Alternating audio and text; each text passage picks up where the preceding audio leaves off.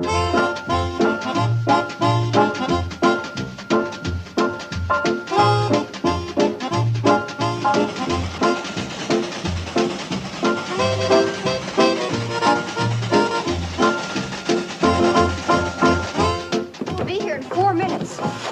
we're lucky, we can get on the train, be in Hooterville before Uncle Joe wakes up and finds out we're gone. Uncle Joe won't wake up.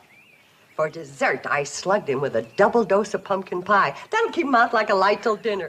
Oh, Mom, you're awful. Ain't it the truth? But you know, he's so nosy. It's the only way to keep him from coming into Sam Drucker's store and finding out we got him a watch for his birthday. And it'll work, too. A couple helpings of Mom's pumpkin pie is better than hitting him over the head with a club. Hi, gang. I should have used a club. Joe, why aren't you sleeping? I was, but I woke up. Had too much pumpkin pie. But pumpkin pie always keeps you asleep. No, it's mince that does that. Listen, anybody can make a mistake.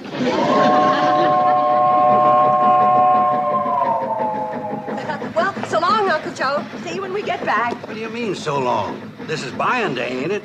I'm going into Drucker's store with you like I always do. Well, we're not going to buy much today, and the girls can help me carry it. They're young and strong. Meaning I ain't? Well, of course not. It's just that you've been working so hard around here lately. Thinking and planning. I have been pushing pretty hard lately. Sure. You've worked hard all your life. You're entitled to relax a little. You've done your share. Come on, girl. Bye. Bye, Uncle Joe. Save your steam. They're getting on. Bye, Uncle Joe.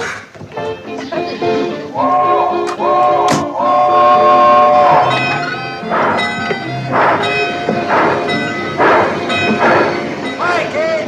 Bye, girls. Don't buy anything I wouldn't approve of.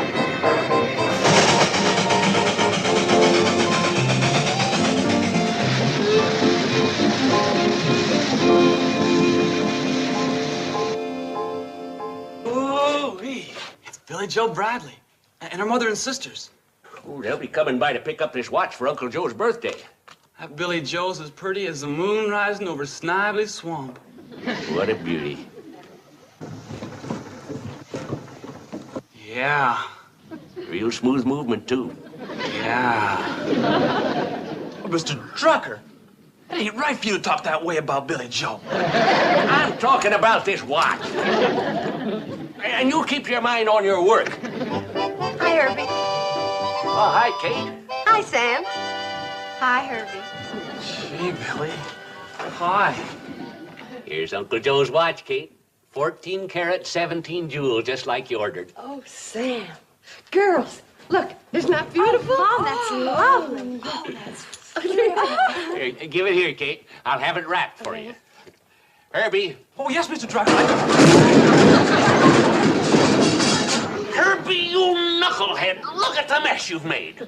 Do I have to? I mean, just hearing it was bad enough. Herbie, you 10-thumbed nitwit. Now, Sam, stop picking on him. It was Billy's fault, too. Herbie was just trying to help out. I'd like to help him out right out the front door. Now, Sam, you simmer down. Clumsy kid. Sam, Herbie's a hard-working, fine boy. He just acts clumsy because he doesn't have any confidence in himself. He feels inferior. Well, who has a better right? Now, Sam, you see how you're picking on him and knocking down his confidence? Let me talk to him. Maybe I can help. All right, Kate, but I'm warning you. When you talk to him, don't stand under anything loose. Lay off it, Sam.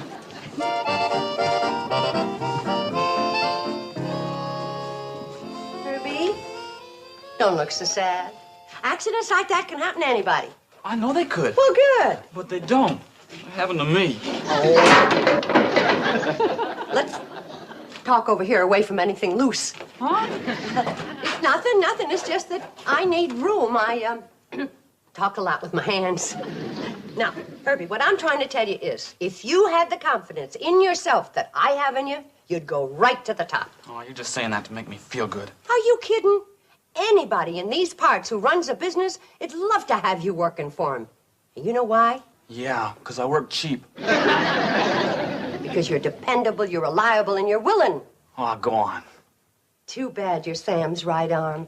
Or you could be working for me right this minute, starting out as, well, as assistant manager. Oh, go on. And I mean it, Herbie. And in no time at all, you could be manager. I accept the job. I'm gonna quit here and go to work for you. Oh, go on. Oh, thank you, Mr. Bradley. Thank you. At last, someone believes in me. Whippy! When do I start? Herbie, listen, let's not rush into anything, huh? Oh, I get it. You just were talking. You didn't really mean it. Nobody in this whole world needs me. Oh, I need you. I'd love to hire you. It's just that it's Sam. That's it. He needs you more than I do. I do? What for? See? Mr. Drucker doesn't care. I'm yours. Now, Herbie, before we go any farther, I got to straighten you out about something. Sure, Mrs. Bradley, and I want to thank you for hiring me as your new assistant manager because it's done more for my confidence than anything in my whole life. And what do you want to tell me, boss? Your hours are 9 to 5. You get Thursdays off, and the customer's always right. Oh, all that and working side by side with Billy Joe.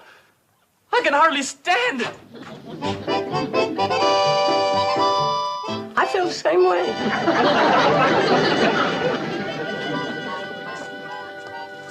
Thanks, Herbie. Merci, Herbert. Thank you, Herbie. Well, Mrs. Bradley, what room are you going to give your willing and dependable assistant manager? Who? Me. Oh, yes, you. For a second, I didn't recognize the description.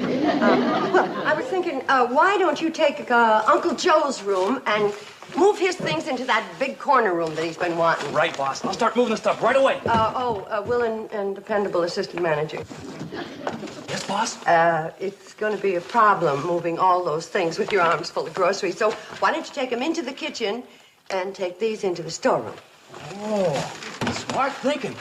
Oh, I can see I'm going to learn a lot working with other smart thinking people. Here, I'll take them all. Oh, you can? Here, Herbie. Thank you, Herbie. Here you go, manager. Take it easy. Mom, the next time you get an idea to build somebody's character, Don't?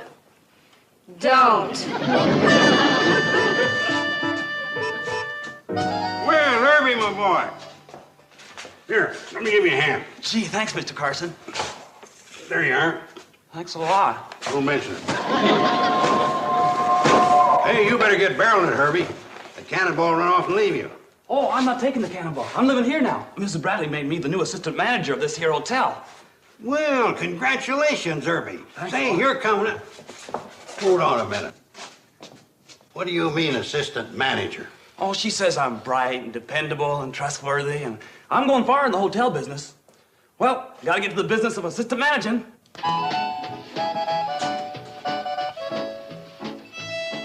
Now, why would she want a young squirt like Herbie around?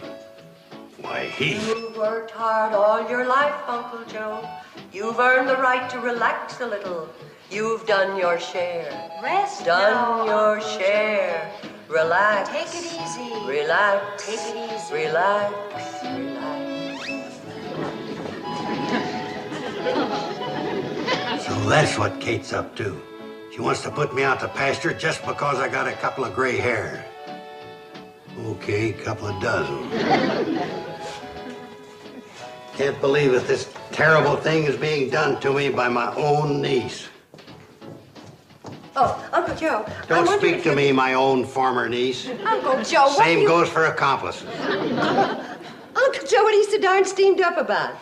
You know darn well what I'm so darn steamed up about. You hired that squirt Herbie to replace me.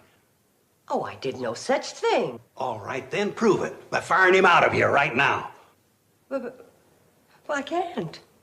You see... You bet I see. Real good. I may be an old man with double chins to you, but I still got pride enough to hold them both up.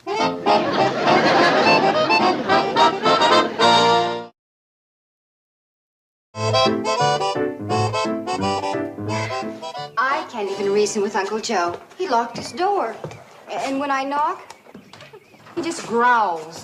Sounds like a room full of Airedales. Well, maybe I ought to go Come on, upstairs. my old and only friend. You and I are going to wait for the train down to the railroad tracks. Uncle Joe! I don't cotton to hanging around with a bunch of strangers. Now, wait, Uncle Joe. Uncle Joe, why are you carrying on so much about absolutely nothing? Well, it ain't my idea of absolutely nothing. You think I'm an old man. You're putting me out to pasture just because I got a few gray hairs. Oh, I'm not putting you out to pasture because you've got a few gray hairs. No? Then what are you putting me out to pasture for? Uncle Joe. This morning you went to town and you bamboozled me out of going with you. Yes or no? Well, yes, And when but... you come back, you brung that young squirt Herbie Bates with you and made him the new assistant manager of the hotel. Yes or no?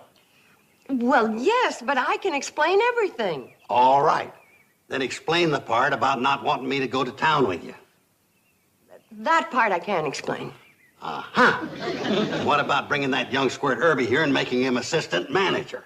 Oh, aha to you. I gave Herbie a little job with a big title just to build his confidence. Oh? I wanted to make him feel important. That's why I can't fire him. Maybe I was a mite hasty with my conclusion jumping. Oh, well, then it's all settled. You're staying. Here, I'll take your suitcase. Don't let go, I can handle it. No, I'll take it. Don't let Give go. it to me.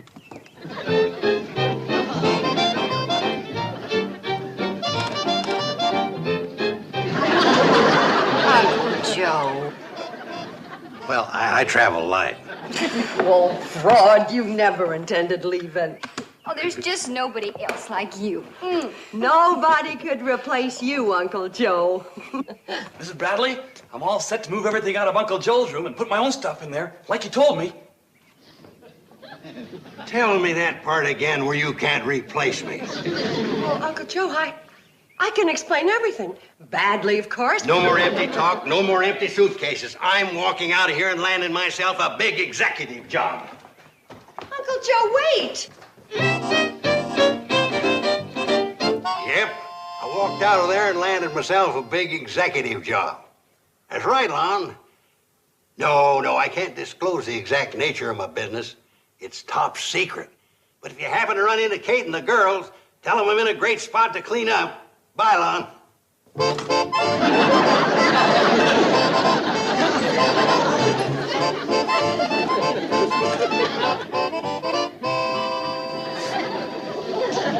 Evening. Uncle Joe. Oh, Uncle Joe. Uncle Joe? You look like Mr. Carmichael, the funeral director. No wisecracks, please. I want a little service. What do you think you're doing? I'm registering for a room, and I demand the same respect you give other paying guests. Paying guests? Cash on the barrelhead for the best room in the place. Oh, but Uncle Joe, you... That's Mr. Carson. Mr. Carson? Now you're talking. I've just accepted an important position as executive vice president of one of Hooterville's leading industries. You may think my registering here as a paying guest kind of strange. Not strange. Ridiculous. The explanation is quite simple. I decided to be a guest here because it is convenient to my important executive work. And because the Shady Rest Hotel has always been famous for its fine management in the past. My key, give it to me. Boy, would I like to... Here you are, Mr. Carson. Sir. Thank you, Mrs. Bradley. Ma'am.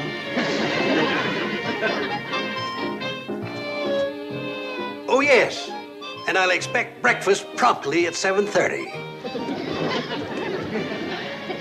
Mom, remember, the customer is always right. What loudmouth says so? You, Mom. Oh, that loudmouth. Joe Carson of Hooterville, you traveling men? Ned Hooper. Jenkins here and me are in the hardware line. I'm in the executive line myself. Oh? Right. I hold an important position with a firm that recognizes the value of experience and mature judgment. Not like some backward people I know who are in the hotel game. Oh, baloney. What? Oh, a bologna with your eggs or ham? Oh, I'll try the bologna, Miss Bradley. Yes, Mr. Carson. It's easy to tell you're a bologna man. Excuse me.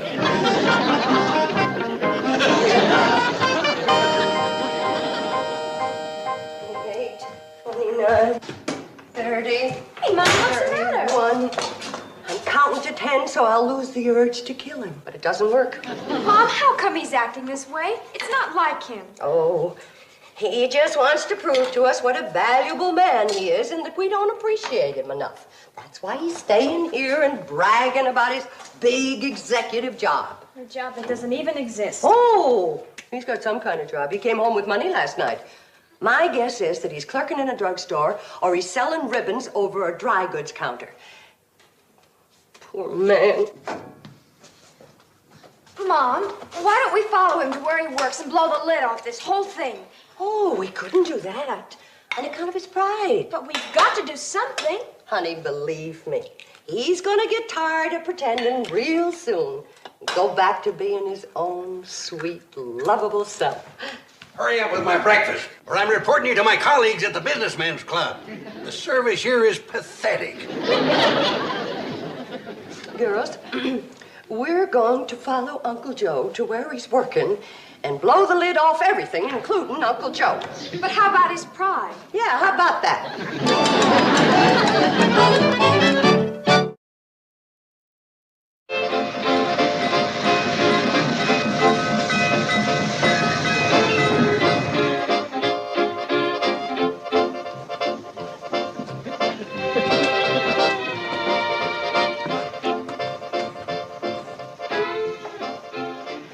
Come on, we'll ride in the baggage section where he can't see us.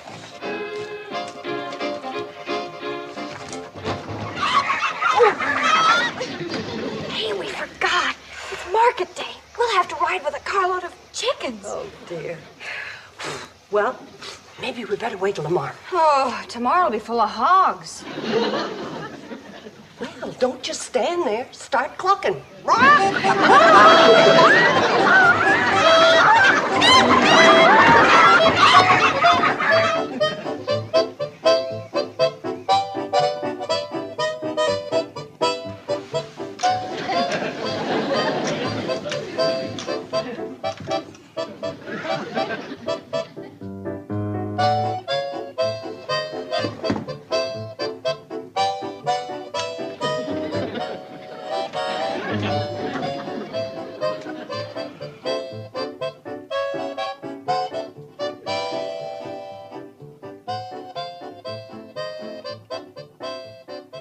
Give Uncle Joe a job as executive vice president of my store? Well, Kate, there's a lot less painful ways of going broke. Yeah, but Sam, if you told him that he'd be a great help to you, then he could quit that horrible job at Luke's Eatery and not be humiliated. Remember, he's one of your oldest friends, and you've known him for years.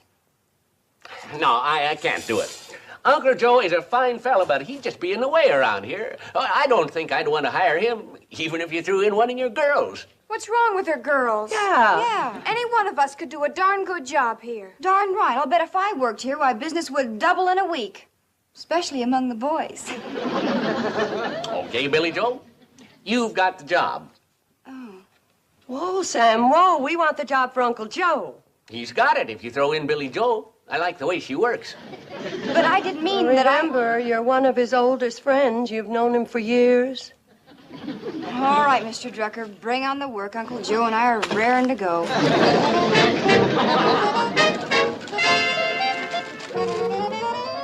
Sam, hiring me as executive vice president was the smartest move you ever made.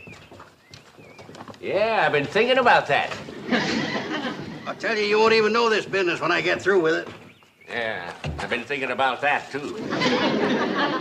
Hey, what's this? A bill for $33.87 from McGonigal, the printer? Oh, that must be for those 20,000 advertising circulars I had printed. Part of my clever promotional scheme. 20,000 advertising circulars? There are only 3,000 people in the whole county. I said my scheme was clever, not perfect. Joe, since I made that smart move of hiring you as my vice president, my business has suffered 4 major disasters. Say, you the fellas that put up that poster in the town hall about minding kids and livestock for free? Correction, 5 major disasters. Quiet in front of customers, Sam. Yes, madam. You've come to the right place. Drucker's always lives up to their advertising claims. I expect to be a very sick man when I hear about it, ma'am. But what advertising claims did I make? Oh, here's some of the circulars. See for yourself, Sam. Notice, as part of our new policy, Drucker's store will cheerfully take care of all children and livestock while parents or owners are shopping. You see, Sam, now folks don't have to stay home because they got nobody to look after the kids and the pets. They come here and shop, and we take care of everything, just like the big stores up at the city. Shrewd, huh? Not bad, Joe. And look, it's getting late. I gotta get started.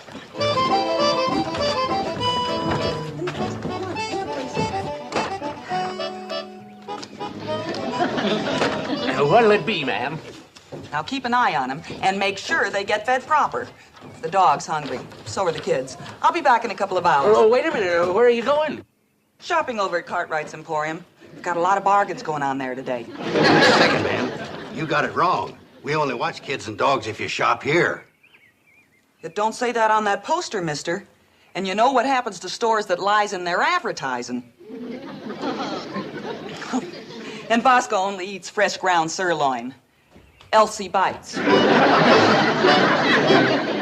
Oh, no. Sam Drucker can't fire Uncle Joe. It'll wipe out his self-respect. But if he doesn't fire him, it'll wipe out Mr. Drucker's bank account. And Mr. Drucker looks so pitiful when he cries. Well, so will Uncle Joe when he fires him. Now, there must be another way we could handle this. Hi. Oh, Billy Joe. Hi. Oh. Harvey, watch out!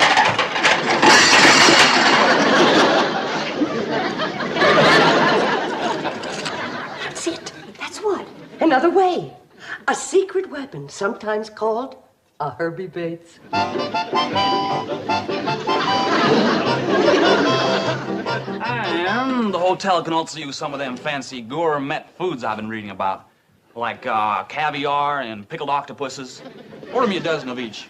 Herbie Bates, when they handed out brains, you wasn't behind the door. You wasn't even in the building. I'm the assistant manager of the hotel. And Mrs. Bradley says whatever I think we need, I should order. That ties it. Herbie, you're pathetic. You know less about the hotel business than a backward polecat. I wouldn't talk if I were you, Mr. Carson. No offense, but when I've been hearing around town, you know less about the grocery business than a whole flock of backward polecats. Look what you're doing to my beautiful hotel. Well, look what you do to my beautiful store. I'm terribly sorry, Mr. Drucker. Yeah, Herbie, I guess I'm going to have to hire you back again. Me? You're joshing. Well, might as well if you're going to come here and break things. That way, at least I can take it out of your salary. Great, Mr. Drucker. Boy, I've really been missing this place. All the hay and the grain and the chicken feed, and especially you. Would you like your old job back, Uncle Joe? We sure need you. Yeah, you bet you do.